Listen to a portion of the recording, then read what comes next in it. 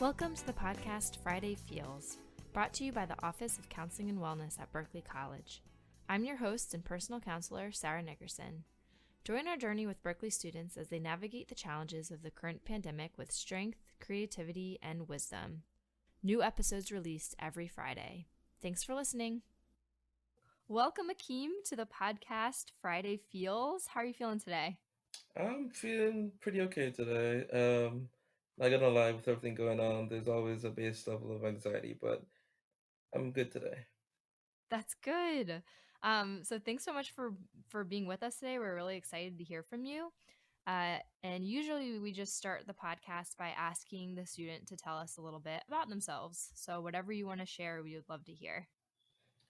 Hello again to everybody that's listening. My name's Akeem Dunkley. Um, I go to the Berkeley campus on Woodland Park.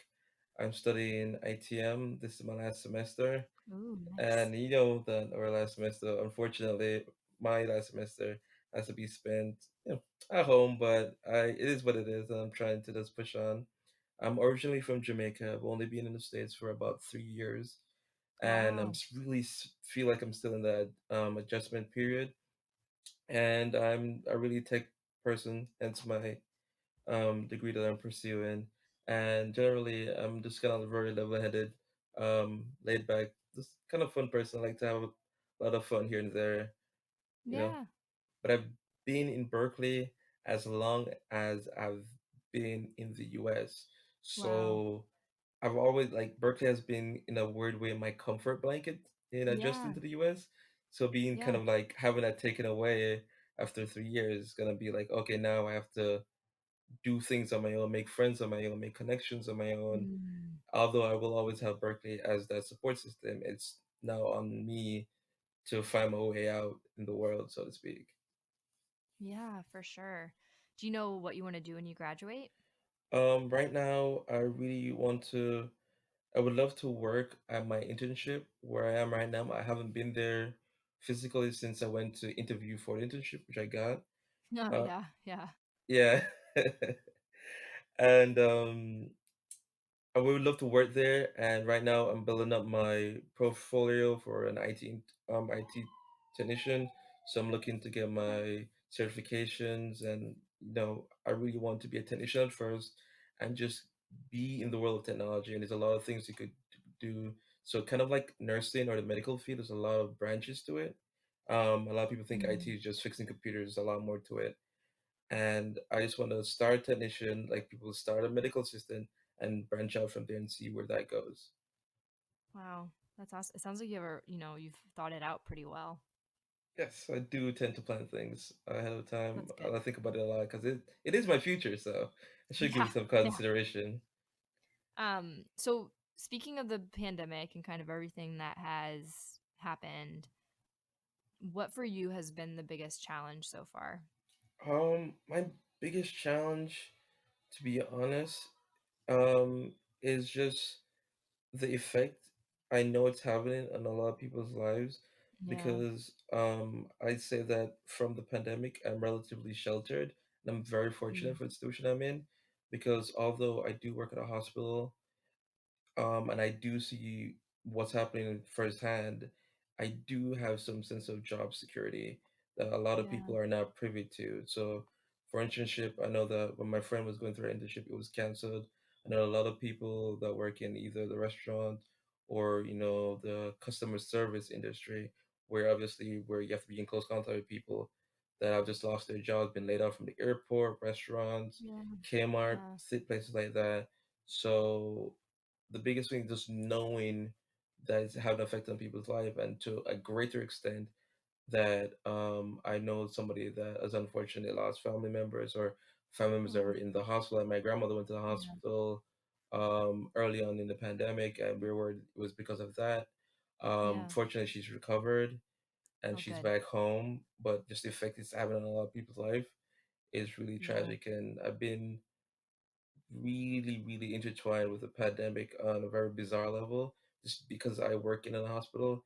And while Yeah. I'm not a nurse at the moment, I deal with seeing the effects of it on other people because I do worked security at one of the Hackensack hospitals, Yeah. and I when you work security, it's really like customer service. I tell people a lot.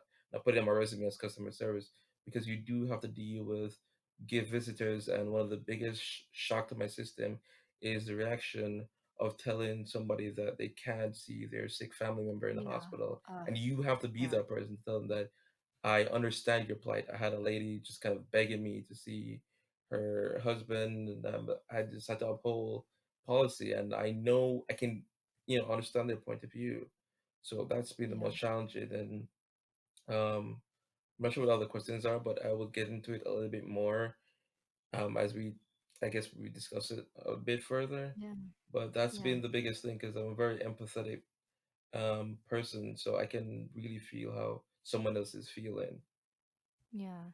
Well, you're probably also the best person to have in that position, because sometimes people who are in a position of authority like that, they maybe don't have as much empathy or compassion. And so it's really good that you're there. Like, even though they can't see their loved ones, it's probably really nice for it to be coming from somebody who's communicating that in a really like compassionate and caring way. That's such a kindness for them. That's true. Um, have there been anything within, anything within the pandemic that has been a positive change for you? Like anything that has come about that you were surprised by, or maybe brought some good into your life? Um, that's one thing I was actually reflecting on. Yeah, and it's good to reflect on good things. There's like been a lot of, I would say, I guess, positive things. One of them is the most obvious one that everybody is noticing is that, it's kind of weird to say, but like the gas price is going down. So, travel while, it's restricted is very cheap for people that are now essential workers commuting um to and from, and it brings a lot of compassion in like local restaurants because I had Yeah. no idea how well supported my small community hospital is, even though it's owned by Hackensack. It's first and foremost a community hospital, and Right. Right. there were places that came delivered pizzas, food. Yeah, they'll stop by. Like we get like 3 deliveries a day, and it's that Oh, wow. outpouring of care and support that we have. And we had like the fire department showed up, the police department showed up. We had that believe those jets that were flying over New Jersey to show their support. And also generally just the care that people have. I had the other day where a lady came into the hospital and she understood that we had a shortage of masks. We did, so we have a shortage of supply because it's been used more. I know obviously you have other people buying them up on masks for their own protection. She came and she donated some masks. It was like 10 masks. So Mm. while it was not a large amount, it was very appreciated, and we did end up using it. And it's just these random acts of kindness that tend to now permeate a lot more.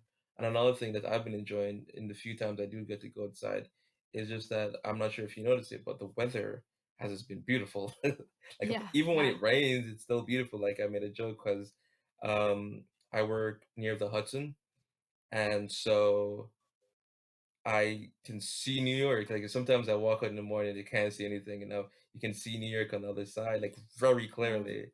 And Yeah. being by the river also has that picturesque thing to it. So just the general um the weather outside is nicer, gas prices are cheaper, a lot of people are Mm. nicer, and I'm not sure if this is for everybody, but me personally, it kind of brought my family together. It's like kind of like you're kind of forced now to be there like 24 hours. So, Yeah. you have to make compromises with your family members, and you got to get over any grievances that you have because you can't really avoid them since you have to be inside with them. So, Right. definitely Right. being closer to my sisters and my dad, that's also been a positive. And there's a lot more that I'm probably forgetting right now, but there are Yeah. some glimpses of hope there. Yeah. Just kind of being grateful for the connection. I think connection is always like a really big thing that helps Yeah, in that's situations like that's very this, because the true. more we isolate or we're disconnected, the worse it can feel. But if we can suffer along somebody else, that can, bring a lot of relief to our own suffering or difficulties. So that's good that Yeah. you've taking time to connect and also to be grateful for things like nature or nice weather or Yeah. things like that. And I've been Um, giving back a yeah, little bit. You know, yeah, when you talk about connection, I've been giving back a little bit to my friends that, are inside because I do have friends that are immune compromised or have asthma, the two biggest risk factors for COVID-19. And I tend to do this once or twice, once a week or once every 2 weeks whenever I have the time because my hours are increased at the hospital. I do this food run for my family. So some of the restaurants are takeout only. So like once a um, week or once every 2 weeks, I'll go and hit my friends up and I'm like, hi, what are some of the foods that you haven't been able to get a hold of since the pandemic's been the whole thing?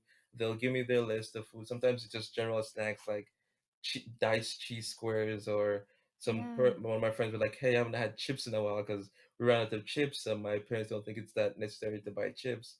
And it's little very things like necessary. that. Um, and I would go out and to no charge to them, I just go out and I'll get the things for them, being very careful, gloves and mask and everything.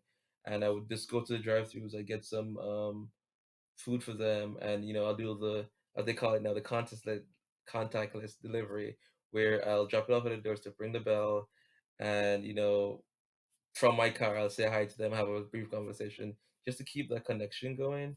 Because it's hard, people do feel isolated, and I know a lot of my friends miss seeing everybody else, somebody to talk to.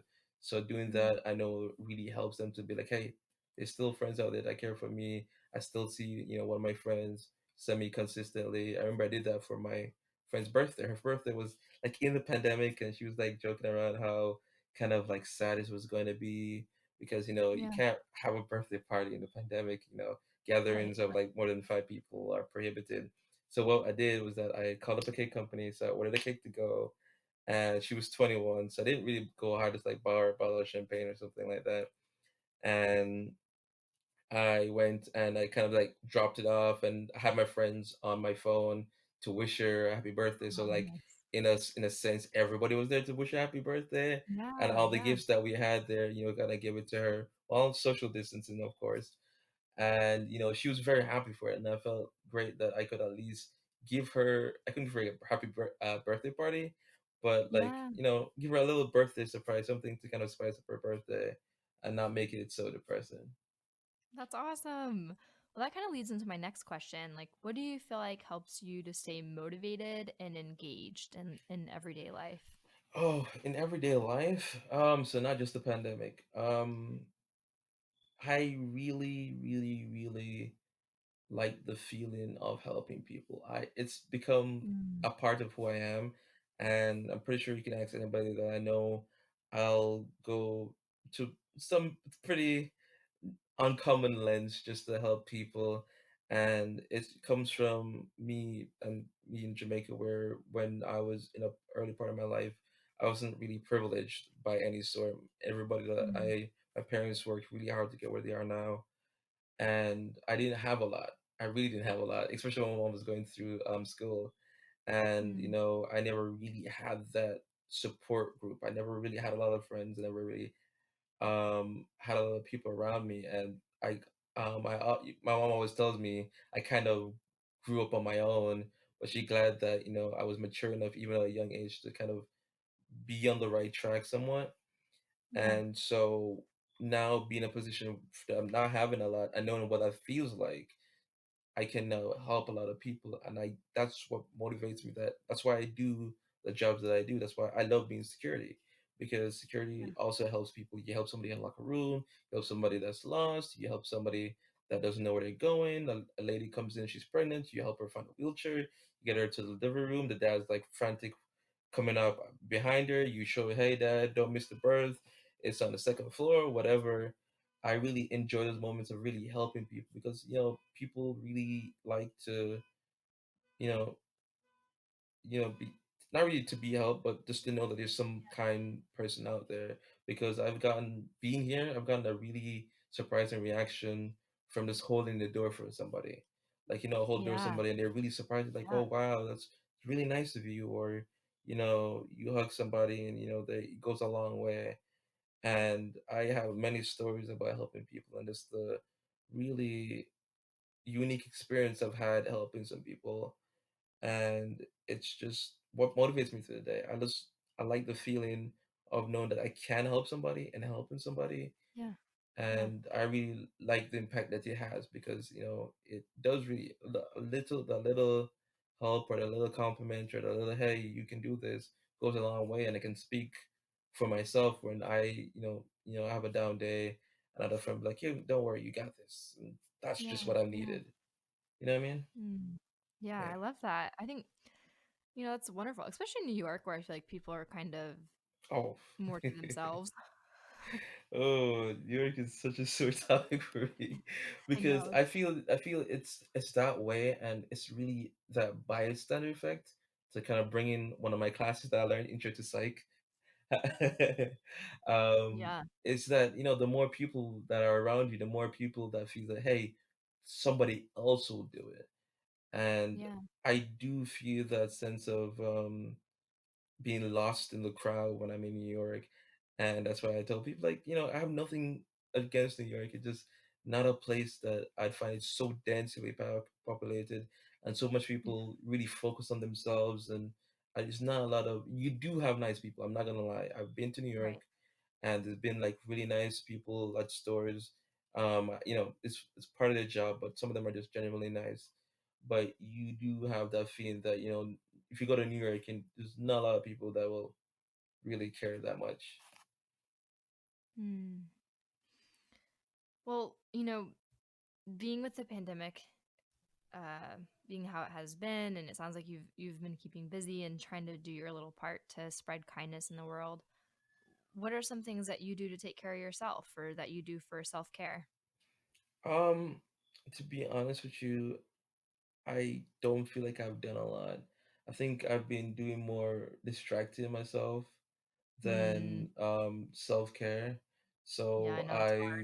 I've clocked in a lot of hours at work just to not be at home because on the few days off that if any that I get for the week, I realized that people that are at home that's not been outside, it can become like really, really surreal. Because I've been at Yes. home and the only thing you're surrounded by is that you can't go outside. The outside, this kind of looks like this impending doom, and you're surrounded by news of the numbers and of the deaths and of the chaos that's going outside.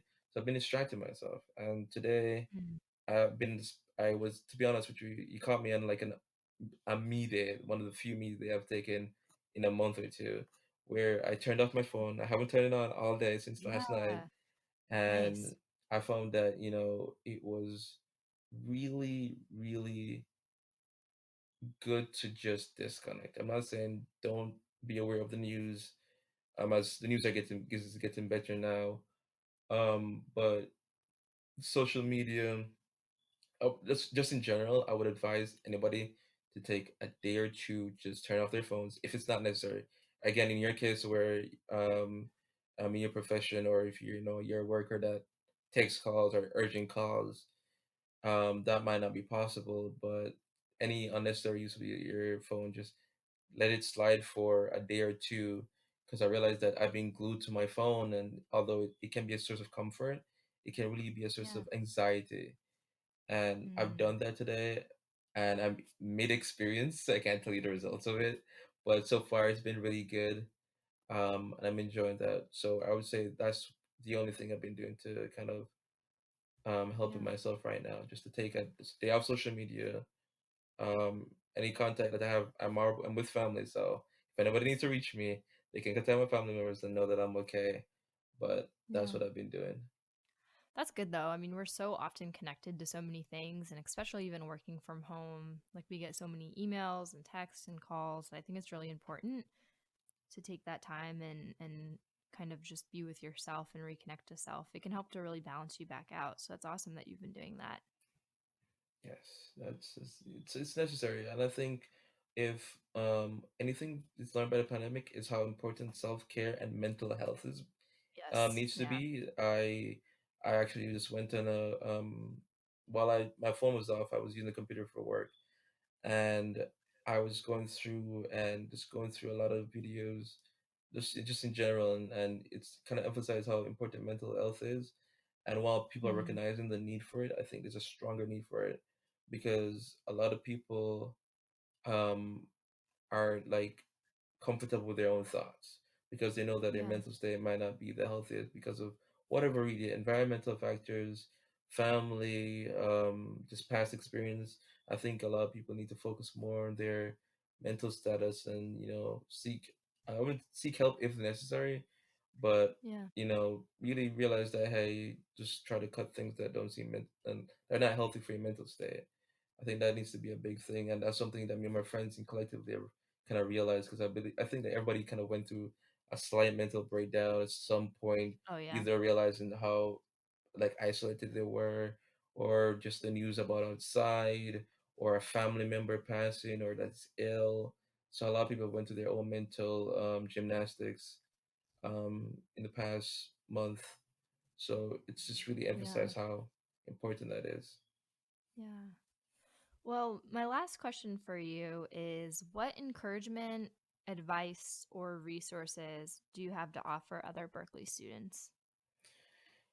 At foremost for Berkeley students, I would have to recommend our personal counselors. I'm familiar with Cherie Burkett and Sandra Yeah. Cooper. Berkeley plug, but they're very great resources and great people to talk to in general. I always tell people that while they're counselors, they're great friends to have too. And Yeah. I know that Cherie in general, and she loves how I say my name, so I know she's gonna laugh when she listens to this because people call her like Cherie with like a short H. So when I just call Yeah. her Cherie, I guess Yeah. it sounds French to her. Yeah. But they're great resources. I remember she emailed me and was too busy to respond to her email. She called me the other day and I was at work and I took the 5 minutes out of my day to talk to her. And that really helped just to know that, she cares enough to not only send me an email, because, you get an email from everybody at Berkeley. You get an email from the crew, academics, everybody. And while it's meaningful emails, it takes that extra step to call a student up Mm. and see, hey, I know you're dealing with this and that, or I haven't heard from you in a while. I miss hearing from you, and to pick up the phone and call you. That's another Yeah. level of caring that I find that really goes extra mile and it shows their character as Yeah. counselors and as Yeah. friends, because make sure you're really close, because she's been there for my entire journey of being in the Mm. States, because I've been at Berkeley as long as I've been home. And my general words of encouragement to Berkeley students in general, just know that this is not how it's going to be forever, Yeah. and that it will get better. You will get back to campus. You will get back to seeing your friends again. You will get back out. That is not how it is. And it goes to the testament that this is something that nobody could have foreseen coming, and a lot of people think that hey, Mm. I will live through a pandemic, but just know that hey, you survived it and you will learn things from it that will make you a better person, a more resilient going forward.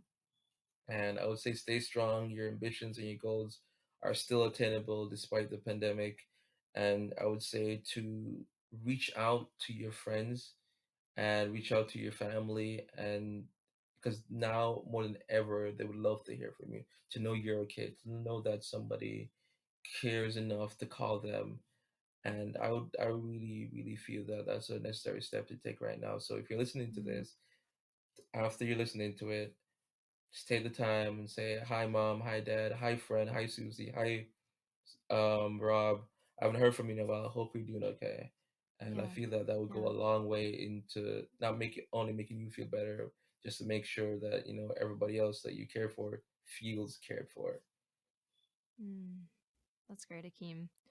Keeping that connection alive. It's so important. Definitely. Well, we're so glad to have had you on here today. Thanks for your wisdom and your thoughts. It's, I don't know you very well, but I know that, Sandra and Sherry speak very highly of you. And just from talking to you today, like, I just want to thank you for your kindness and for what you're doing for others during the pandemic, and for just trying to make the world a little bit more of a brighter place in the midst of this chaos. So I'm really glad to have been able to meet you today and talk to you, and I appreciate it. And I appreciate you having me on again. This is kind of sort of dream come true to be on a podcast, and that's gonna be out there. Um, it's a great feeling to be here, and I'm glad that I was recommended to be here and that I had the time to speak with you. It's been such a pleasure, and I'm really excited that this is a thing. And if you don't mind, I'd like a coffee. Of course, we'll get it to you. Well, All thanks so right. much, and we hope you have a great rest of your day. All right. Thank you.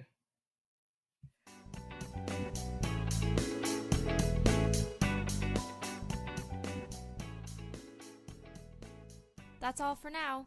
Join us next week for another episode of Friday Feels. Enjoy your weekend and stay safe. Be well.